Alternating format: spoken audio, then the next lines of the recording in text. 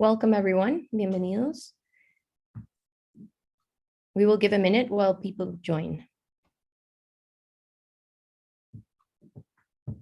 Daremos un minuto mientras las personas se unen. Muchas gracias por estar acá.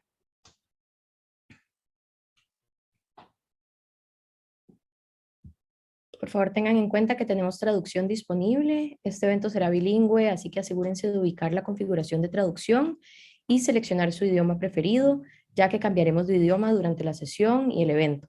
Esta sesión iniciará en inglés, luego pasará un poco a español y pasará de nuevo a inglés, como les comenté. Please note that we have translation available. This event will be bilingual, so please make sure you locate the translation setting and select your preferred language, as we will be changing languages throughout the session and the event. Please write your name, organization, and where you're joining from, and remember to select all panelists and attendees when writing in the chat, as it automatically sends messages to panelists only. I would like to take the time to thank our sponsors, JP Morgan, WWF, the Packard Foundation, and the Pacifico Foundation, as well as the Forever Costa Rica Association and FONAFIFO, who are the two Costa Rican environmental funds who are the hosts of this virtual Congress. I would now like to give the floor to Zdenka Piskulic, who is the president of RedLAC.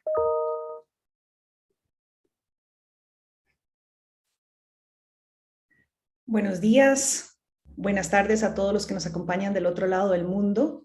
Good morning, good afternoon, everyone from the other side of the world. Es un gusto para mí estar aquí con ustedes hoy y compartir un poquito de reflexiones sobre un momento histórico que estamos a punto de presenciar, que es el lanzamiento del proyecto Bridge. Este proyecto Bridge es un esfuerzo de hace 2 años que venimos trabajando de la mano con el Fondo Francés para el Medio Ambiente y también con la Fundación MAVA, para poder estructurar un proyecto que va a poner a los fondos ambientales en la vanguardia de la conservación. Ayer, durante muchas de las sesiones, estuvimos escuchando sobre la importancia de apalancar recursos y que estos recursos deben venir tanto del sector filantrópico, del sector público, pero también hay un actor importante en todo esto y es el sector privado. Los fondos ambientales, por su tamaño, por su eficiencia, por su capacidad y su incidencia a nivel nacional y a nivel regional, tienen una enorme capacidad de ser pioneros en la búsqueda de oportunidades para involucrar al sector privado en la búsqueda de financiamiento y acciones de conservación. Por tanto, todo lo que nosotros podamos hacer como fondos ambientales para fomentar la participación del sector privado en la búsqueda del cumplimiento de las ambiciones que tenemos a nivel global es muy bienvenido. En este sentido, me da mucho gusto que hoy estemos justamente lanzando el proyecto Bridge, que tiene precisamente como objetivo que podamos especializar en nuestro objetivo de involucrar al sector privado y se enfoca en cómo los fondos pueden buscar recursos privados a través de nuevas oportunidades de trabajo conjunto y de mecanismos financieros que se puedan extender a través de distintos sectores económicos en nuestros países. Gracias al Fondo Francés para el Medio Ambiente, también a nuestro socio en este proyecto, que es CAFÉ, el Consorcio Africano de Fondos Ambientales, por 2 años de trabajo conjunto en un proyecto que sin duda va a ser revolucionario y va a permitir generar una gran cantidad de precedentes que luego podrán ser exportados a otros países y también a otros sectores. Este proyecto Bridge es uno de los 3 proyectos más grandes que ha sido implementado por RedLAC para el apoyo de los fondos de conservación. Es un proyecto de 2 años y que construye sobre proyectos anteriores que hemos hecho con FEFEM, en los cuales hemos apostado a la creación de capacidades a nivel de los fondos ambientales. El proyecto de capacidades, de fortalecimiento de capacidades y el proyecto K, ambos fueron implementados exitosamente por FUNBIO en el pasado cuando tenía la presidencia de RedLAC. Por eso me da muchísimo gusto introducir a la primera panelista que tenemos para hoy, Constance Corbière, quien ha sido una gran aliada de los fondos ambientales a través de los años y con quienes hemos construido en conjunto el proyecto Bridge. Constance es la oficial de programas de biodiversidad del Fondo Francés para el Medio Ambiente y me da mucho gusto cederle ahora la palabra para que nos comente un poquito sobre lo que ha sido esta experiencia y lo que es el proyecto Bridge. Gracias, Constance. Zdenka, I apologize, but I don't see Constance listed here.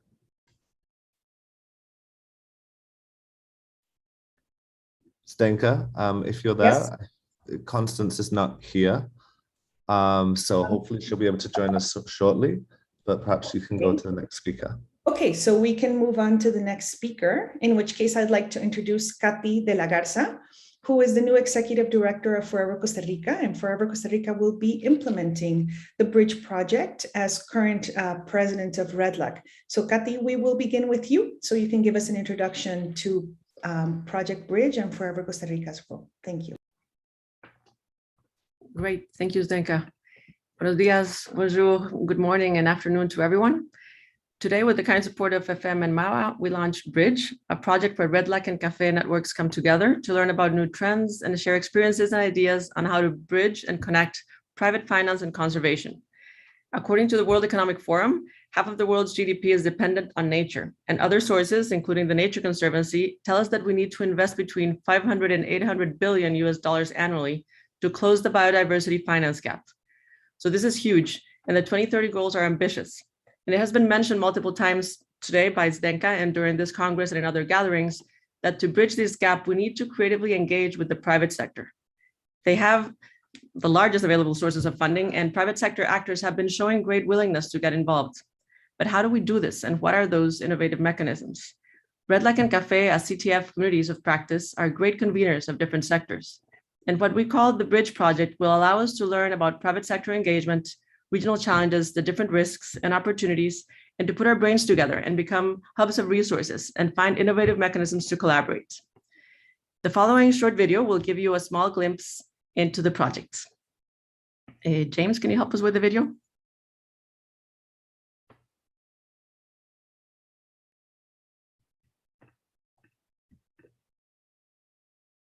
Biodiversity is declining at an unprecedented rate, and the pressures driving this decline are intensifying. As the world sets its new targets to promote transformational changes in all sectors, 44 conservation trust funds from Latin America, the Caribbean, and Africa, grouped by the RedLAC and CAFÉ networks, strive to move the needle towards the 2030 action targets by catalyzing private capital to leverage funding that is proportionate to the global ambitions set forth. RedLAC and CAFÉ have a long-standing collaborative relationship and recognize their member funds as conveners, able to link private investors, governments, NGOs, and local communities to facilitate the replication and scaling up of conservation efforts. The networks are therefore launching the Bridge project, which is being co-founded by RedLAC, CAFÉ, and the French Facility for Global Environment, and later on by the MAVA Foundation.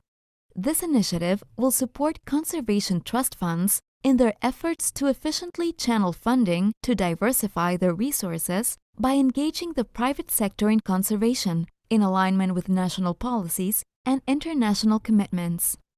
The Bridge project will support new and existing innovative financial mechanisms that mobilize private investments and will build communities of practice and strengthen capacities to allow cross-learning, knowledge management, and removal of common barriers to achieve the 2030 goals.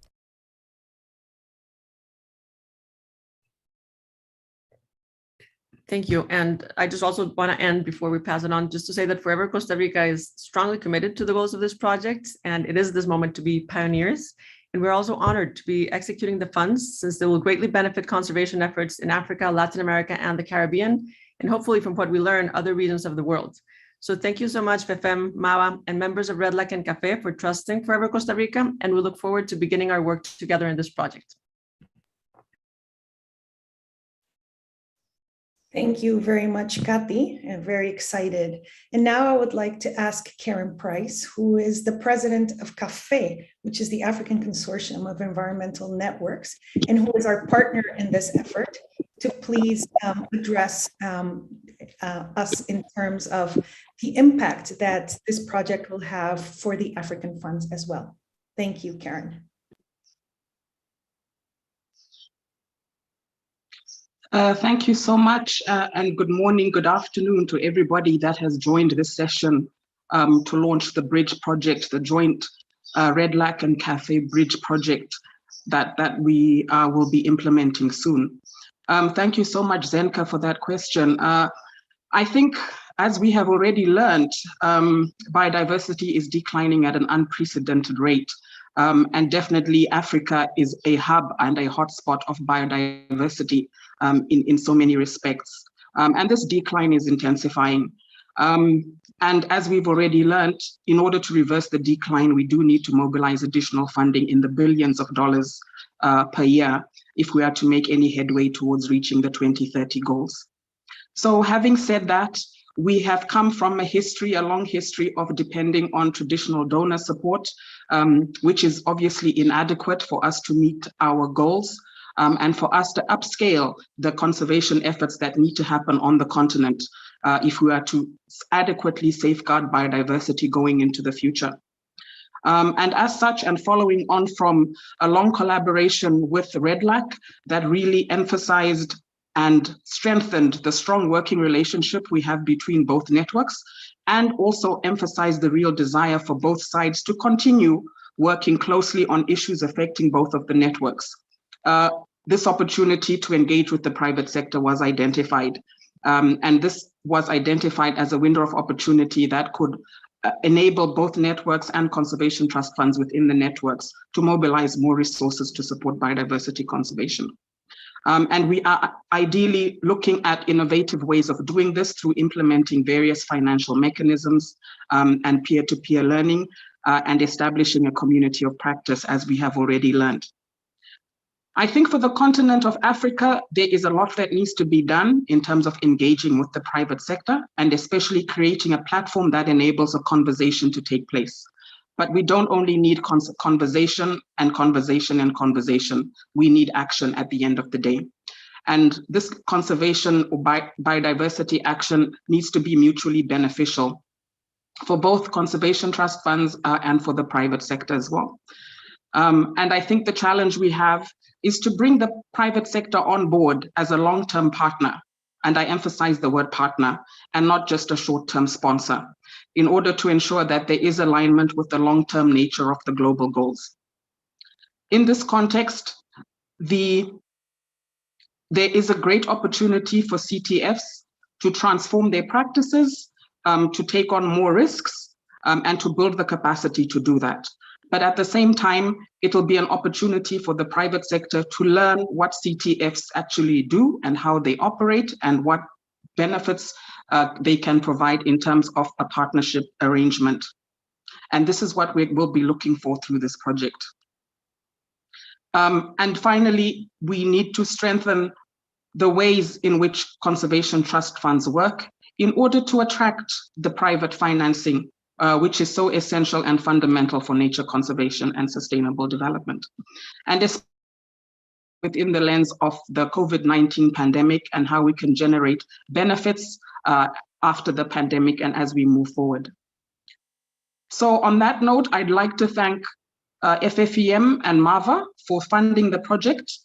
We look forward to implementing it with RedLAC and creating this learning environment and building that capacity to generate mobilize resources from the private sector that ideally will be used effectively and efficiently to support biodiversity conservation on the continent.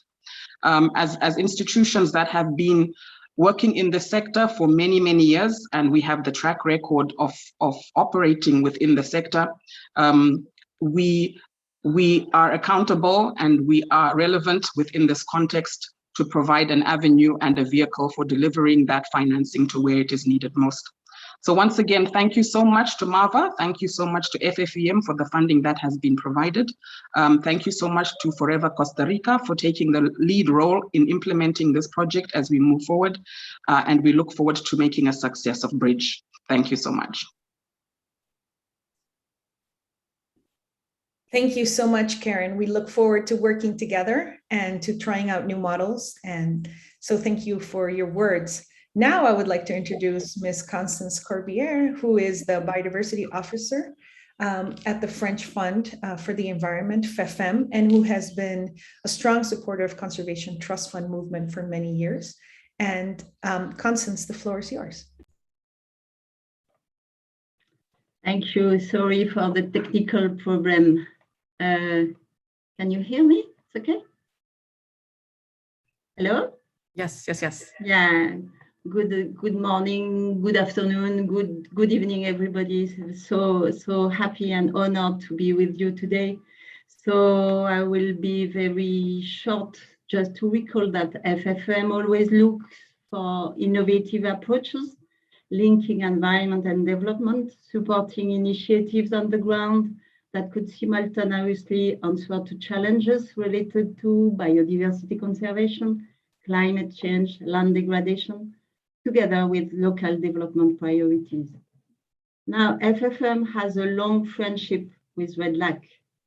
This started with the first project supported by FFM and implemented by Funbio between 2010 and 2014.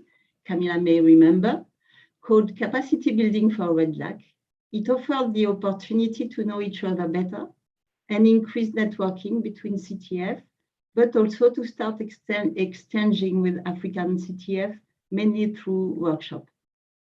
And indeed, by the end of the project, CAFÉ, the consortium of African funds, was created. Then, from 2015 to 2019, the second project was implemented, always with Funbio as the coordinator, this time jointly proposed by the two networks, RedLAC and CAFÉ, funded by FFM together with Jeff and Mala. The goal of this project, commonly referred as Project K, for Knowledge for Action, enhancing global conservation through peer-to-peer exchange and knowledge management, was to increase funding for biodiversity conservation priorities by, first, strengthening CTF capacities, second, experimenting new innovative financing mechanisms, and third, sharing knowledge and learning from each other, replicating successes, shortening the learning curves, and avoiding mistakes.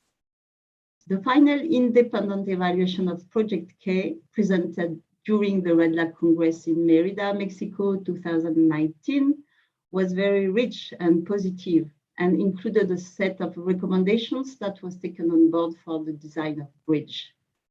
But before coming to this Bridge project, let me draw your attention on the efficiency of RedLAC and CAFÉ networking for initiating new donors' contribution and new partnerships.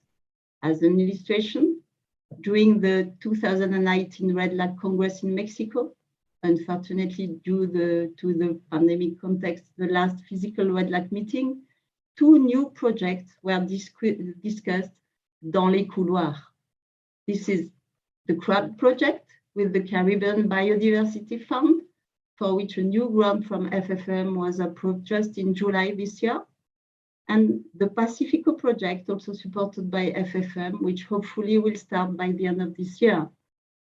So together with the ongoing and historical partnership of FFM with Mafun, these two projects will be a nice way to deploy our collaboration to the Caribbean Pacific Blue Challenge. But let us come back to the Bridge project, which is a shortcut for bridging private finance and conservation towards the 2030 action targets, an initiative by RedLAC and CAFÉ. So at IUCN Congress in Marseille a few weeks ago, a memorandum of understanding was signed between FFM, RedLAC and CAFÉ, confirming the common will to collaborate through this new project. Following this event, an agreement was signed between FFM and Asociación Costa Rica por Siempre, which kindly and professionally accepted the charge of implementing and coordinating this project for FFM, as this foundation is currently chairing the RedLAC network. This new RedLAC CAFÉ proposal focuses on how the funds can tap into private resources from different economic sectors through new partnerships and mechanisms.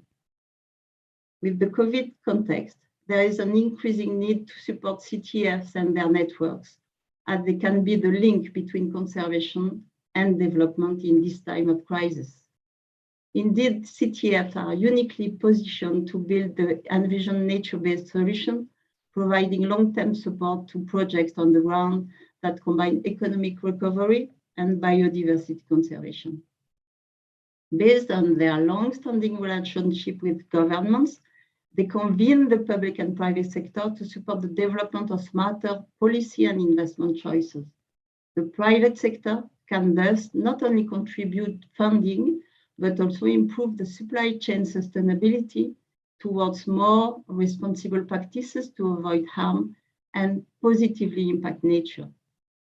Thus, the overarching goal of Bridge, as said my previous speakers, is to move the needle, I like this expression, to move the needle of CTF in Latin America, Caribbean, Africa, towards the 2030 action targets through engaging the private sector in conservation finance. RedLAC and CAFÉ expect this project to contribute to this goal by adopting 3 specific objectives: support new and existing innovative financial mechanisms that mobilize private investments, build communities of practice that strengthen CTF capacities to engage with the private sector, build and manage knowledge focused on CTFs as private conservation finance conveners. To conclude, although Bridge does not aim to attribute itself the transformational change expected to happen in the next decade in each of the 42 countries where RedLAC and CAFÉ members work, it aims at contributing to the CTF's ability to be part of the process. With strengthened capacities, CTFs can serve as relevant hubs of resources in the countries where they operate, increasing private participation in the public interest agendas.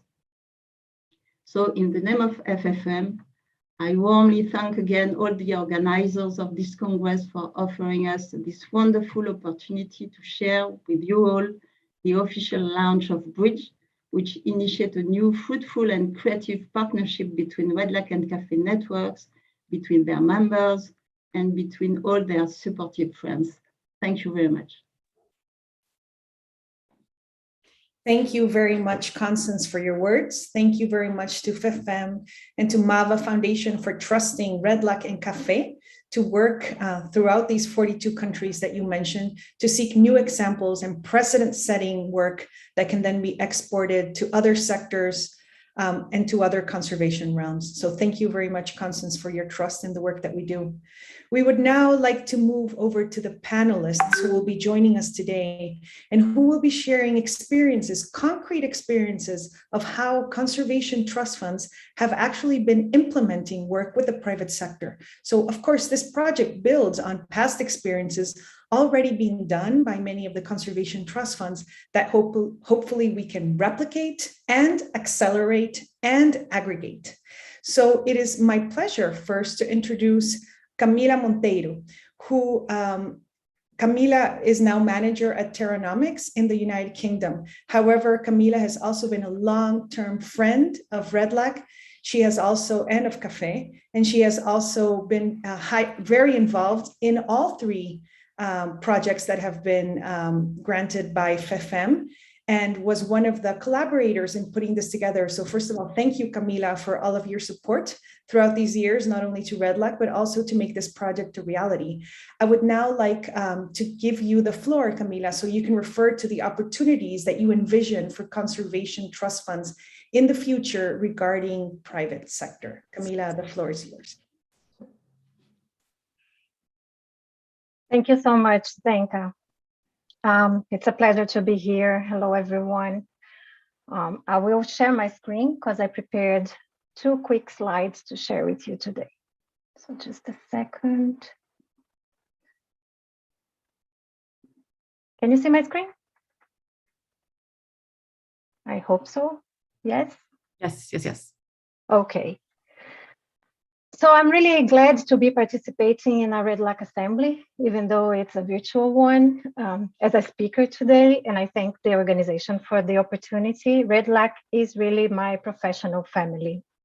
I have been working with conservation trust funds in the last 15 years, and I had the honor of helping to design the Bridge project being launched today. I want to acknowledge Ana Colorado, who also worked with me in the final design of this project. Currently, I work for Terranomics, this UK-based consultancy focused on scaling up private finance for conservation. I joined Terranomics last April, especially because I wanted to learn more about the different mechanisms to work with the private sector. And today I want to take this opportunity and share a bit of what I've learned so far in this new role. As Kati mentioned, it is a consensus that conservation needs the private sector to close the funding gap. It's also a consensus that currently the global funding for conservation comes mainly from public budget. Carlos Manuel Rodriguez mentioned this yesterday in his speech that 80% of the conservation funding is coming from the public budgets. This proportion probably also reflects the participation of the private finance in the resources managed currently by the funds. Most of the funds still mainly manage international cooperation resources, especially bi and multilateral funding. So the big question we have asked ourselves when we were designing the bridge project was how CTFs can use these resources that they already manage to leverage private finance for their projects.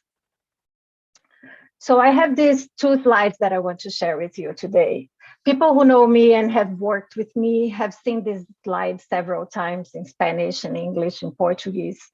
I like it because it shows how the CTFs are a small but a central piece in conservation finance, linking funding sources with national priorities and conservation practitioners, and providing long-term sustainable finance by investing their endowments and sinking funds, generating continuous flow of resources. In this image, we have used to place the private sector as a funding source with corporate social responsibility, payment for ecosystem services, financing offsets, etc. But we are not so used to look at the private sector in the practitioner side. And this is the discussion that I want to bring today to this panel. More and more enterprises are developing revenue models that not only avoid damages to biodiversity, reducing threats and drivers of degradation, but also produce positive outcomes to biodiversity. Sustainable tourism, regenerative agriculture, sustainable fisheries, water treatment, waste management, renewable energy.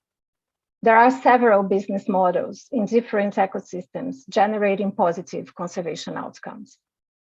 Another key component for the CTFs to pay attention to these enterprises is that there are several investment funds hungry for investment opportunities in the green and blue economy space. And in most cases, there is a lack of investor-ready projects. This takes us to a great opportunity for CTFs, which is to be an active actor in blended finance approaches. The blended finance approach is the combination of different types of capital to support initiatives in different stages to achieve an investment-ready stage when we say the projects are bankable. To be investment-ready in the green and the blue economies means that the enterprise has a business model with clear conservation outcomes, has consolidated revenue streams, and has policies and procedures in place that minimize risks to the investors. Here in this slide, I try to simplify the different stages of maturity of an enterprise and below the different types of finance to support this evolving process. It's not linear, so different types of finance may be available to the different stages of maturity, but this is just to summarize the continuum of support in terms of finance. CTFs have a track record in providing grants and technical assistance to projects. They already operate in this initial part of the continuum, in this first step here. They can easily structure programs through which they can provide support to enterprises and facilitate that these enterprises evolve to access other types of capital. Some funds are already doing that. For example, Pacifico is structuring a program with the support of the FFM that Constance just mentioned that includes this kind of approach. The capacity to work with different stakeholders is also a strength here, where CTFs can convene the investment funds and present a potential pipeline of investment opportunities. CTFs can also go beyond this first part. Some CTFs are already providing concessional capital or equity investment themselves. This is the case of Fondo Acción in Colombia, with their fund called FIMI. Or in the case of the Mexican fund, they are operating an enterprise focused on regenerative cattle ranching. And I think Carl will mention here in this panel the case of Malawi with renewable energy. So to wrap up, there are several roles CTFs can play supporting private enterprises to thrive in the green and blue economy and attracting private finance to scale up these business models. But to seize these opportunities, CTFs need to develop their capacities, especially in monitoring and evaluation and assessing the conservation impacts to be able to show the expected conservation outcomes of these initiatives with a strong science base. Managing environmental and social risks, and having the capacity to carry out financial analysis of these opportunities. These are areas that the Bridge project will focus and will provide the members of RedLAC and CAFÉ the opportunity to experiment and to engage in blended finance approaches. So I'll stop here, and I would just like to thank again for the opportunity to be part of this panel and to say that I'm very happy to see the Bridge project being launched. Thank you so much.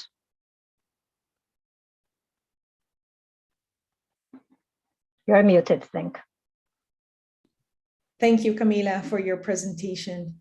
I would now like to move on to the 3 conservation trust funds who will provide us with case studies and examples of how each one of these is actually applying some of the tools that Camila just mentioned.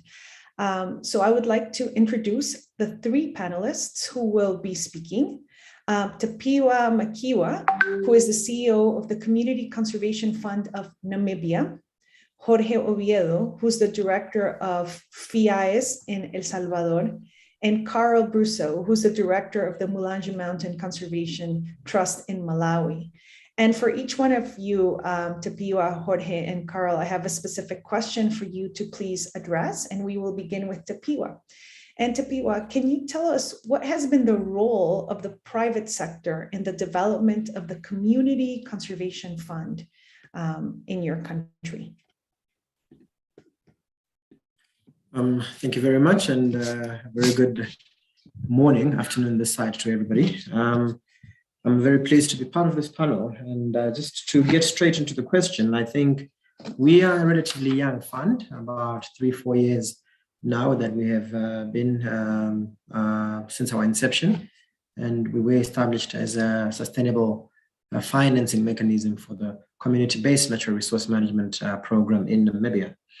I think from very early stages, the role of the private sector was noted in consultations that were done at a national level.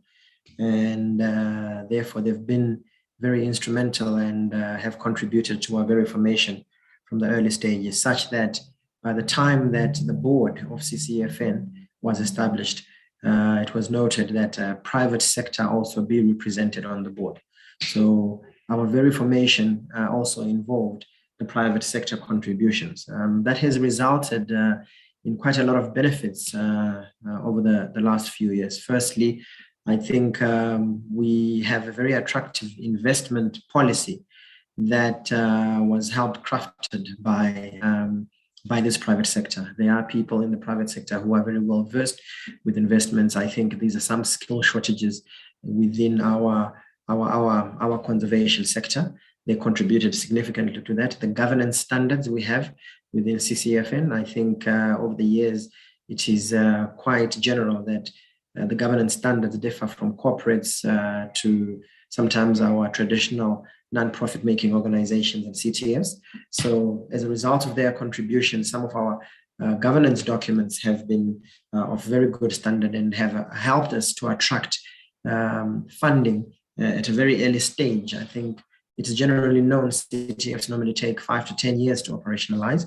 We are in about our third year, and we have managed to attract some endowment funding. We've managed to attract some significant sinking funding as well as a result of some of this documentation. They've also been very instrumental in the resource mobilization. Whilst there is a lot of strength in resource mobilizing within the CTFs, I think sometimes businesses talking to businesses and understanding what the returns in investing in the environment are makes it of better strength and significance. So we have utilized some of those private sector board members in resource mobilizing, and we have received quite a lot of support in terms of fishing reserves, so sustainable fishing that have been financed by some private sector partners. We have also witnessed practical contribution towards PES from a company called Distil, Amarula, which uses an elephant, and they have contributed funding for payments to environmental services related to the conservation of elephants. We have private sectors like banks. We have, traditionally, I think it is known that most of the conservation world is very much linked to tourism, but there's a larger service arm that benefits from conservation. Banks in terms of foreign exchange, insurance companies, vehicle hire companies. And because of that involvement and kind of innovative ideals, we've been able to reach out to this larger sector and little by little start to see them contribute as well to the conservation efforts that we are currently ongoing. There've been some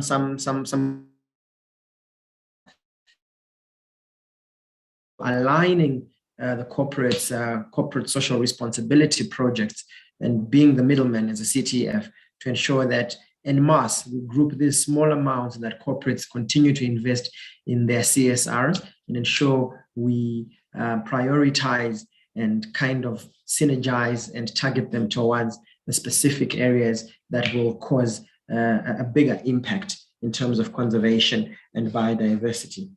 And then also, I think very much so, especially in line with these days, there's talk of the SDGs, and we are assisting the corporates to align some of their CSR programs to these SDGs and see what funding can be channeled towards certain environmental and conservation efforts and targets. I think in a nutshell, that those are our experiences. So far, so good, but it appears, and definitely the role is there. We have tested it. We can see that it's working. The idea then is to expand it and make sure that we continue to grow the contributions from the corporate sector.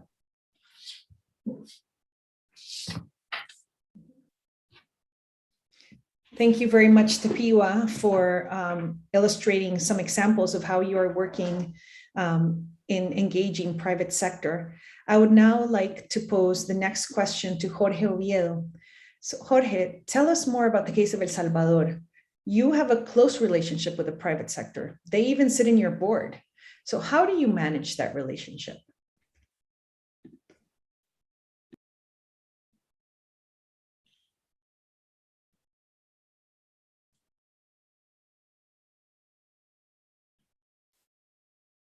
Gracias, Zdenka. Gracias, Zdenka, por la pregunta. Realmente es un gusto saludarte, es un gusto saludarlos a todos y poder compartir estas reflexiones que esta mañana nos sitúan dentro de la prioridad de trabajar conjuntamente con el sector privado. Quiero dar un especial saludo a Constance, a Katy de la Garza, a Karen, a Tapiwa, a Carl y a Camila, con quien estamos compartiendo este importante panel, y a todos los colegas de las diferentes organizaciones que nos acompañan. Como nos dice Camila, realmente es nuestra familia y nos sentimos como en casa. Me parece una pregunta muy interesante que nos lleva a realizar varias reflexiones esenciales en esta época de transformaciones que actualmente vivimos. Realmente el contexto en el que el sector privado y los fondos ambientales comienzan a trabajar se encuentra directamente relacionado con el alcance de las metas de objetivos de desarrollo sostenible, que han sido la evolución de los anteriores objetivos del milenio. Considero que el más importante es el número 17, el tema de alianzas para lograr los objetivos. Y justamente trabajar con el sector privado es encontrar lo que nos une y no lo que nos separa. Esto es la base para el éxito de las alianzas con el sector privado en proyectos de conservación y restauración. En nuestra experiencia desde El Salvador, desde FIAES, lo más importante es colocar sobre la mesa los diversos intereses que cada una de las partes trae y a partir de ello construir puentes. Por eso me hace mucho sentido y me parece muy apropiado el nombre del programa Bridge. En FIAES contamos con varias experiencias exitosas trabajando en el sector. Como ya mencionabas, Denka, como miembro del Consejo Administrativo, ha sido muy refrescante porque favorece y fortalece la gobernanza de FIAES a través de un equipo de profesionales plural y multidisciplinario. Asimismo, los hemos tenido como titulares de proyectos en los fondos de compensación ambiental, en los offset, contando con una amplia y diversa cartera de organizaciones y empresas, personas naturales, que han seleccionado a nuestra organización FIAES como un mecanismo para resarcir las afectaciones inevitables que el desarrollo causa al medio ambiente. Desde el año 2015 hemos administrado más de 11 millones de dólares en 59 proyectos ejecutados en alianza con el Ministerio de Medio Ambiente y con socios estratégicos en el territorio. Y para este año tenemos previstos 21 proyectos más con énfasis en conservación en áreas naturales protegidas, conservación de especies amenazadas, establecimiento de viveros para la reforestación, entre otros. Con mucho orgullo puedo afirmar que en ese sentido FIAES ha sido un puente que se ha mantenido firme en la continuidad de las diversas acciones durante el periodo de la pandemia 2020-2021.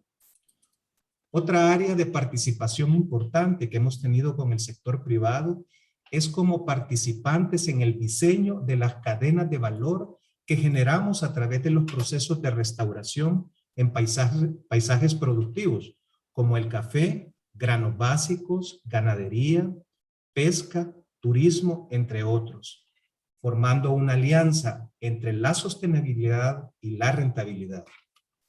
Como parte de los procesos de programas de responsabilidad social ambiental, también hemos tenido participación del sector privado, que es el programa que hemos denominado Programa Unidos por el Medio Ambiente. En base a este diálogo y trabajo conjunto que es a diario entre el sector privado y los fondos ambientales, debemos estar guiados por poner en el centro la sostenibilidad, entendida ya no como una opción, sino como una necesidad, como la base para que a través de la integración proactiva de estos tres pilares, ambiental, económico y social, la conservación de los ecosistemas y la satisfacción de las necesidades humanas realmente sean posibles. En FIAES, desde El Salvador, desde hace 28 años, estamos ejecutando programas con esta visión a través de herramientas muy innovadoras, como los planes de desarrollo local sostenible, PDLS, y también los planes locales de aprovechamiento sostenible, PLAS, que le permite a las comunidades locales aprovechar los recursos naturales con una visión de sostenibilidad. Y una de las grandes lecciones que hemos aprendido es que la visión económica para asegurar la sostenibilidad de los proyectos es esencial para que los medios de vida continúen y que por lo tanto podamos enmarcar las diversas intervenciones ambientales como una herramienta de gestión. Es importante mencionar que este acercamiento entre las necesidades humanas y la economía y los diversos métodos de conservación es lo que en FIAES nos ha permitido evolucionar a una plataforma de acción integral capaz de alcanzar sinergia entre todos los sectores, especialmente con el sector privado. Otro ejemplo importante de este trabajo conjunto con el sector privado es el Fondo de Desarrollo Verde para la región SICA, un programa regional financiado por la Unión Europea y el Ministerio Federal de Medio Ambiente de Protección para la Naturaleza de la República Federal de Alemania, en el marco de la iniciativa IKI del BMZ implementado en la región por GIZ.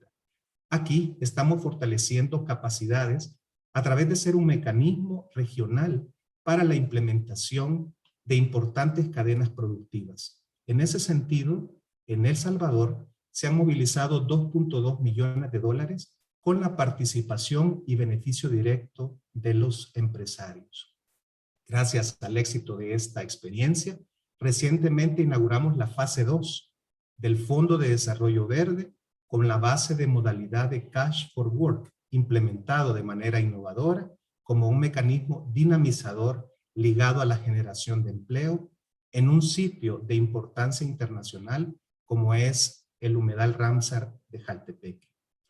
Quiero destacar en ese sentido que en el desarrollo de este trabajo, el Consejo Administrativo y los sectores del sector privado ahí representados, como la academia, nos han permitido también generar, fortalecer y promover estas alianzas, siempre encontrando lo que nos une y no lo que nos separa. Cuando todos los sectores sociales reconocen este trabajo con las mismas metas y el mismo propósito, se comienzan a encontrar soluciones creativas, integrales e integradoras. Los retos de este tiempo demandan de nosotros esta capacidad de unir fuerzas por la naturaleza y por la humanidad, es decir, por la conservación de la vida en nuestro planeta. Muchas gracias. Muchísimas gracias, Jorge, por los ejemplos, por tus palabras y además de todo, por inspirarnos con el trabajo que FIAS ha hecho durante todos estos años y que has liderado también. Un gusto compartir contigo. Finally, I would like to ask Carl Brousseau to join us and to tell us more about your experience in working with the private sector and using innovative mechanisms. Camila briefly mentioned the work that you have been doing. What have you done right and how have you done it?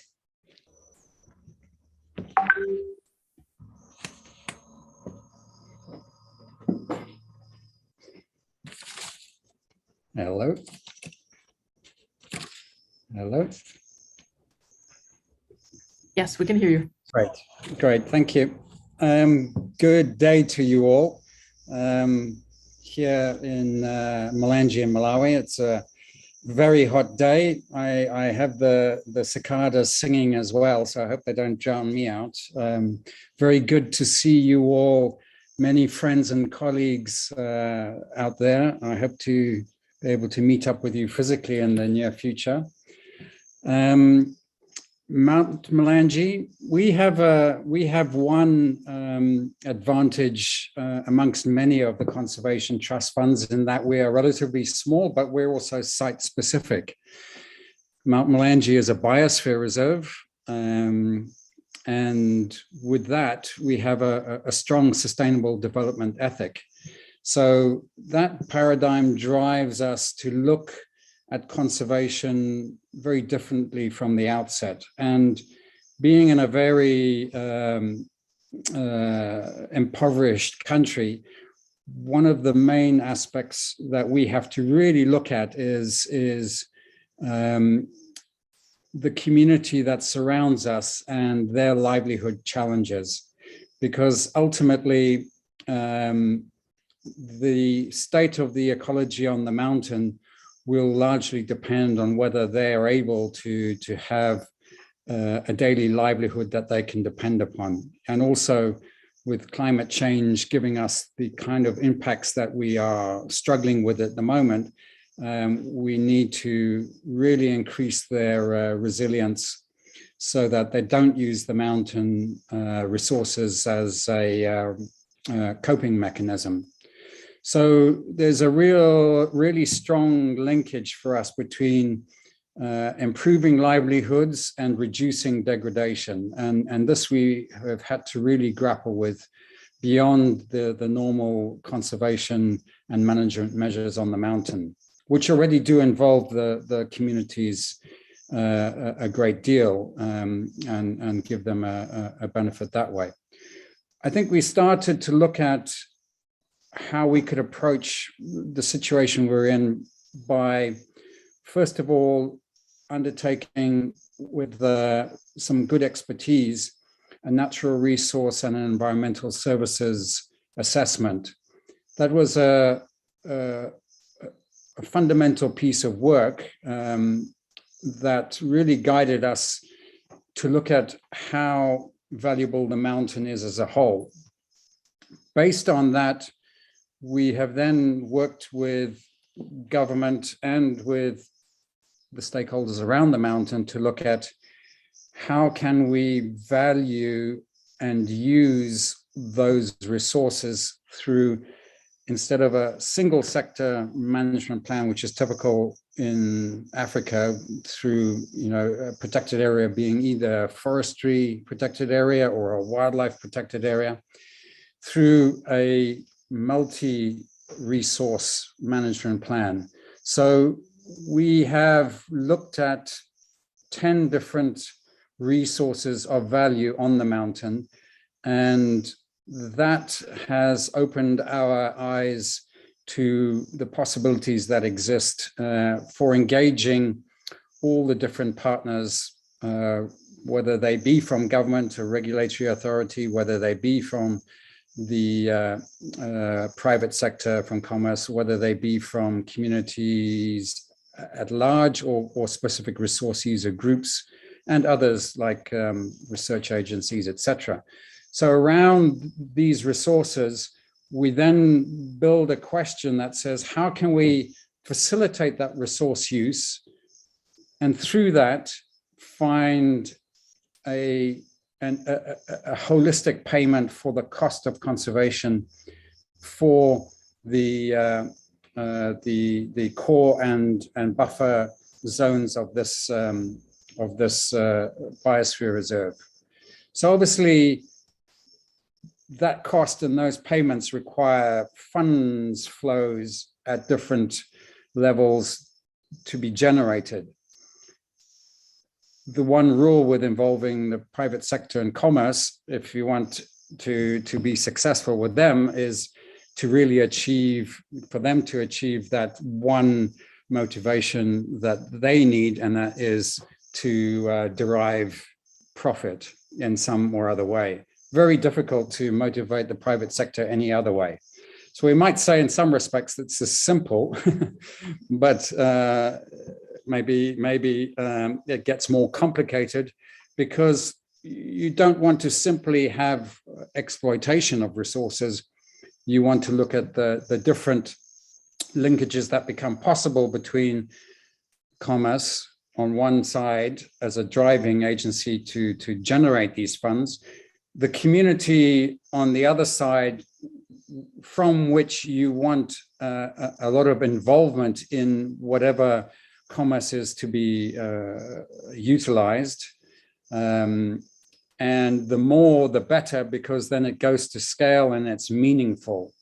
And then on the other side, the critical aspect of the commerce and community linkage is, how do you derive the conservation benefits? And those must be really explicitly spelt out in ways that can be seen. And certification is one way in which that comes out very obviously, but in other ways it needs to be looked at too. And so those linkages between commerce, community, and conservation, and the win-wins between those that are possible are what we aim for. MMCT is a conservation trust fund. What is our role in that equation? So we see ourselves as enabling a platform around a resource opportunity, around a business that can contribute broadly to the situation at Mulanje. So we will use our resources and our capacity to open up opportunities. Often there are resources that are locked because of policies and legislation. We can open those opportunities up working with the regulatory authorities. We can see potential for expansion where we can take an existing commerce and expand that greatly. Looking at that photograph behind me, you'll see that tea is very big in Malawi. It originated here in Africa, and it's critical to the involvement now of over 25,000 smallholder farmers. So that's an expansion possibility. There are often bottlenecks as well that we can undo. And then a critical aspect is for us to invite and link up others. And that we do as well. And this is done with our finance. This is done with donor finance. And this is done with venture capital and investments from donors. I think I'll leave it there. There's lots to be said, but I think that's my contribution. Thank you. Thank you very much, Carl. And fortunately, we will have breakout sessions where we will be able to dive a little more deeply into what you have been sharing with us and the specific examples. I would like to conclude the session first by making a small summary of what we heard today. What we have in front of us is an opportunity to move the needle, but moving the needle means that we need to engage private sector, not only as short-term partners in this, but actually as long-term partners in these efforts. To do this, we need innovative approaches. These innovative approaches are based on creating partnerships with private sector. We in RedLAC and CAFÉ have 42 countries, over 20 years of experience. We have the nimbleness, we have the creativity, we have many case studies that we can share with all of you. And so that gives us the opportunity, the Conservation Trust Fund movement, to become the bridge that will help move the needle as we move forward in engaging private sector in meeting conservation goals. So thank you to all of you in the Conservation Trust Fund movement who have been experimenting, seeking new ways of engaging private sector, and who hopefully will teach us all as we all learn in this community of practice and move forward with Project Bridge. Once again, thank you to FEFEM and to MAWA Foundation for trusting both RedLAC and CAFÉ to move this process forward and to become models for the conservation movement. We will be sharing updates on progress in Project Bridge within the next months and years. So thank you to all of you. Before we conclude this session, I would like to ask you all to please remain online for a few more minutes, because James will be sharing with us information on how we will proceed with the breakout sessions. We are, in order to have greater engagement from all of you, we will be using a different platform called Remo that will allow us to actually engage in the conversation. So James, I would now like to pass it to you.